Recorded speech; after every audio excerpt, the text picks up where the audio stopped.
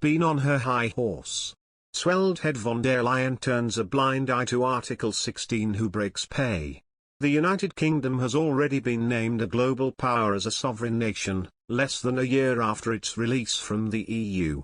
Britain has agreed to a multi-billion-pound trade agreement with countries around the world, paving the way for Brexit to develop fruitful and profitable relations outside the EU. Arlene Foster, who served as Northern Ireland's First Minister and DUP leader, now that we have left the EU, we all expect the UK to protect its citizens. The prospect of a trade war between the UK and the EU has edged closer, with Ireland giving the clearest hint yet that Brussels plans to suspend the entire trade deal struck last December if the British government suspends the Northern Ireland Brexit Protocol. The Irish Foreign Minister, Simon Coveney, accused the UK of deliberately forcing a breakdown in negotiations over Northern Ireland, adding that there was still time to step back from the brink. The signing of the New Zealand trade agreement is an important stage. I understand that people are now starting the UK as a force, not in Europe, but on themselves. Brexit Britain has been urged to ignore Article 16 and tell the European Union the complex Irish border situation is an issue for them, a former UK diplomat has said.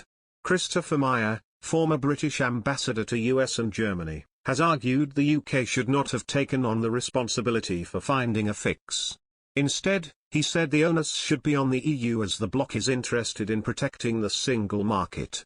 The intervention comes as the UK threatens to trigger the emergency Article 16 legislation that would suspend parts of the controversial Northern Ireland Protocol, created to prevent a hard border.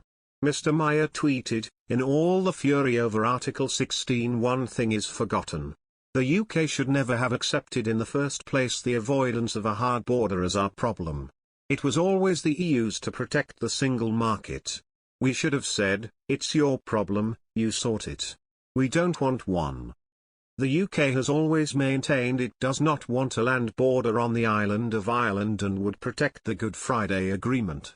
The protocol ties Northern Ireland to the EU's regulatory framework and has effectively placed a trade barrier down the Irish Sea, increasing checks on goods flowing from the rest of the UK.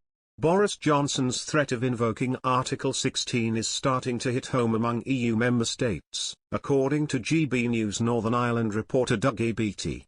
He explained that the Irish economy could lose the most out of all those involved if the Northern Ireland Protocol is not resolved. This comes amid mounting concern about an imminent Brexit trade war between the EU and the UK over the protocol.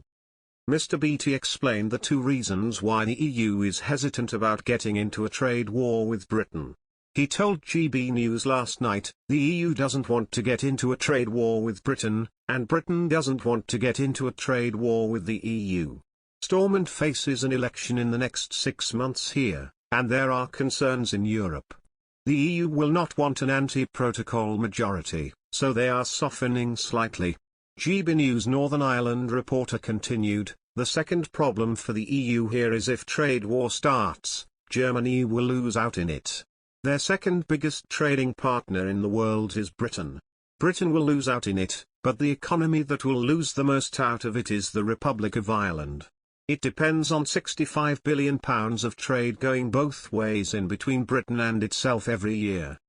On the same day, the EU's chief Brexit negotiator Maros Sefcovic met with his British counterpart Lord David Frost in London. Mr. Sefcovic said he was hopeful the two sides could make progress next week. However, Lord Frost said there were still significant gaps to be bridged between the bloc and the UK, and that talks would be intensified. In a statement, a UK government spokesperson said the preference remained to find a consensual way forward, but that Article 16 was a legitimate safeguard. The European Commission is set to circulate a paper to European capitals next week setting out the options available if the UK triggers Article 16.